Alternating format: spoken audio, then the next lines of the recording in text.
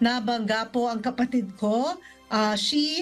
She's in the pedestrian lane when the accident happened, and as per police report ay reckless driving po ang nangyari.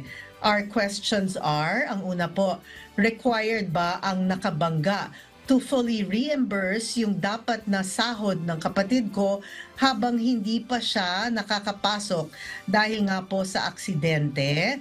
At pangalawa po, we need to hire ng nakakasama at mag-aasikaso sa kapatid ko kasi dalawa na lang kami sa bahay.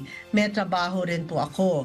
Sagot din ba ng nakabangga ang expenses para po sa pag-aasikaso ng kapatid ko? Ayan, pangatlo po, merong pinapapirmahan sa kapatid ko ng affidavit of desistance at ang sabi ay for insurance daw po. Buti na lang ay nakuha naming agad.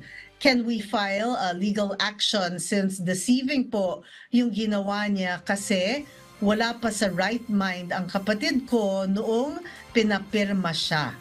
Ayun po, mga questions from Lorenzo. Attorney Jane Yonzon-Repol. Thank you po sa inyo. Thank you po, Miss Jackie. Sagutin po natin ang tanong ni Sir Lorenzo, no? So, number 1, required po ba nakabangga to fully reimburse?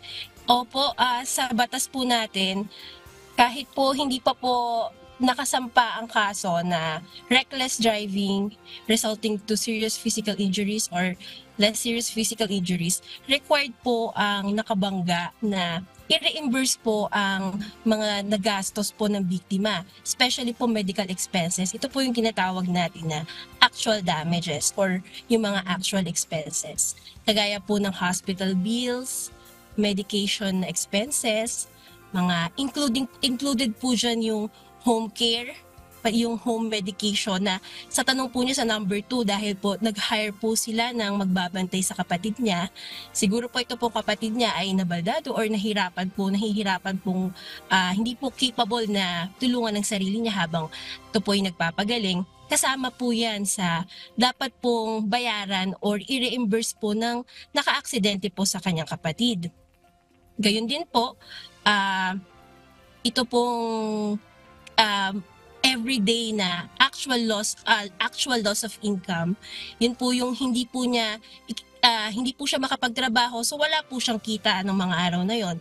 So iyan po ay kasama po yan sa mga dapat pong i-reimburse sang-ayon sa batas. I-reimburse po yan dapat ng nakabangga po dun sa kanyang kapatid. So ang ilan po dyan na mga patunay or mga ebidensya para mapatunayan po na ito po ang actual damages.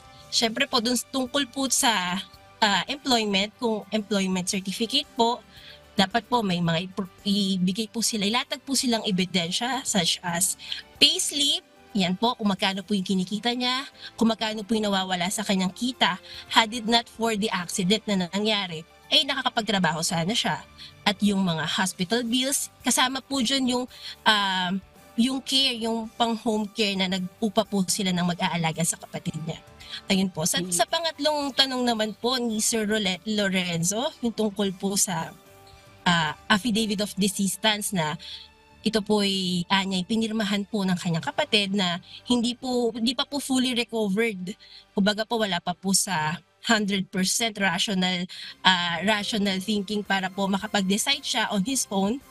Ito po ay titingnan ng batas na wala pong epekto yung affidavit of desistance na yon kung ito po'y na-obtain or nakuha po ang pirma sa pamamagitan po ng misrepresentation dahil ang sabi po ito'y sa insurance, so syempre po pinirmahan ng biktima o kaya po ginamitan po siya ng deception or parang pong pinaisip po na ito'y iba, hindi po pinaunawa sa kanya kung ano ang kanyang pinipirmahan.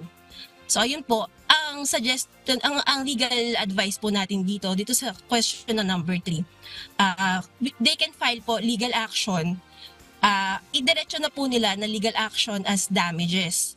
Kasi po yung pinirmahan namang affidavit ay mapapawalang bisa naman po yun dahil hindi valid na nakuha yung kanyang pirma. So, Ayan, pwede na po silang dumiretso. Yes may po, Miss deceit, Annie. Miss Jackie. May deceit, Opo, may deceit ayan. po. Oo.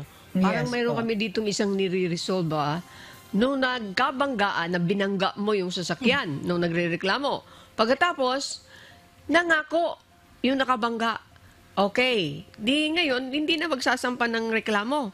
Sa madaling salita, after few days, alay nako, hindi na sumasagot. Hanggang ngayon, hindi na sumasagot. Ayan. Nako. So, pwede pala yun, attorney. Sige. Yan. Thank you sa binigay mo sa aming legal advice.